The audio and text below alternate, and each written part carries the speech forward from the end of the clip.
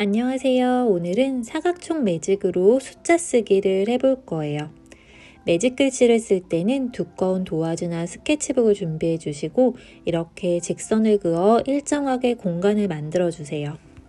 매직은 둥근 총 매직과 사각총이 있는데요. 이렇게 사각총 립은 사각으로 되어 있고 굵고 큰 글씨를 쓰기 좋습니다. 매직 글씨도 선 연습이 매우 중요한데요. 이렇게 사각립을 가로 방향으로 똑바로 잡고 세로선부터 그어보세요. 립 전체가 종이에 딱 붙도록 살짝 힘을 주어서 내리긋습니다.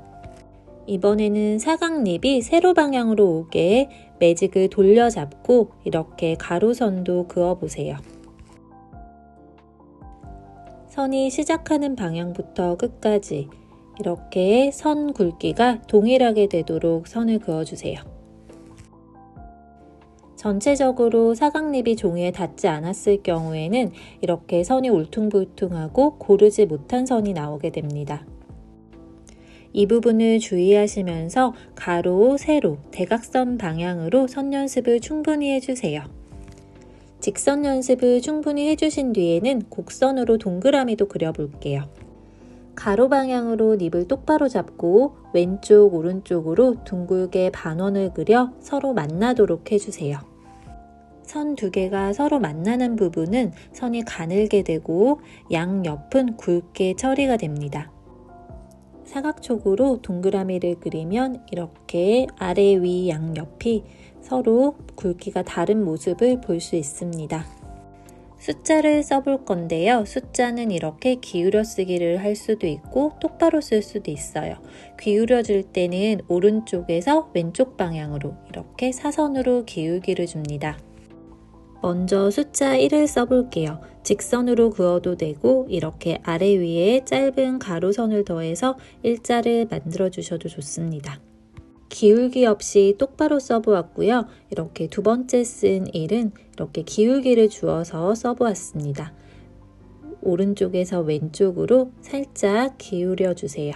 숫자 2는 처음에 립을 똑바로 잡고 가운데서 시작해서 위쪽으로 반원을 그리면서 사선으로 직선을 그어줘요. 그리고 립을 세로 방향으로 바꿔 잡고 가로획을 붙여서 그어줍니다. 반원 그리는 연습을 조금 많이 해주시면 좋겠습니다. 숫자 3은 윗부분과 아랫부분을 나누어서 써볼 거예요. 숫자 1을 쓸 때처럼 이렇게 립을 똑바로 잡고 위쪽으로 반원을 그린다고 생각해 주시고요. 아래쪽도 마찬가지로 3분의 2 정도만 원을 그려주세요.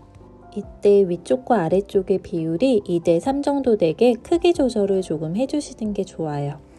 3자를 똑바로 써보았는데 이번에는 3자를 조금 기울여 써볼게요. 중심축의 방향이 왼쪽에서 오른쪽으로 가도록 아래쪽 반원을 그릴 때 이렇게 왼쪽으로 당겨서 그려주시면 돼요. 숫자 4는 직선으로 되어 있어서 오히려 3자나 2자보다 쓰기가 쉬운데요.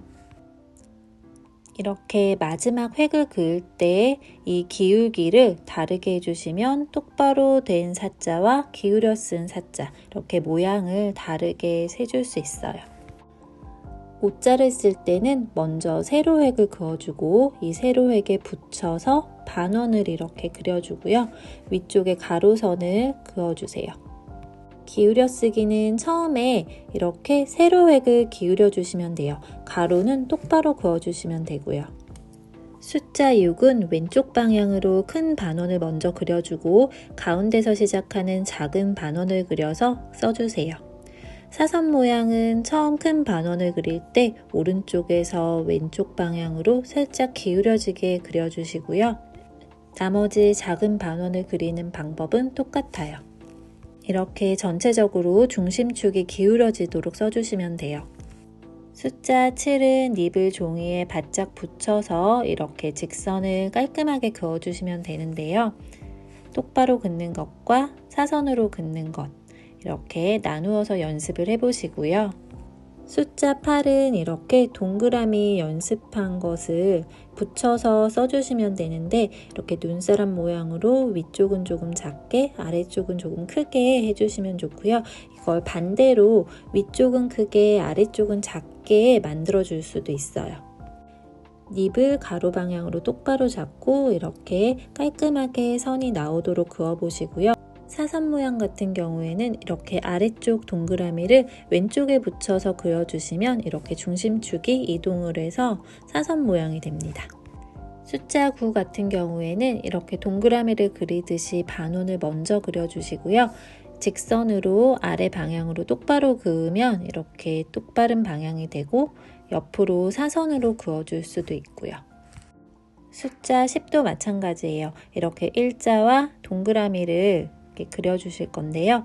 1을 이렇게 사선 방향으로 하고 동그라미도 이렇게 사선으로 기울어지도록 한번 연습을 해보세요.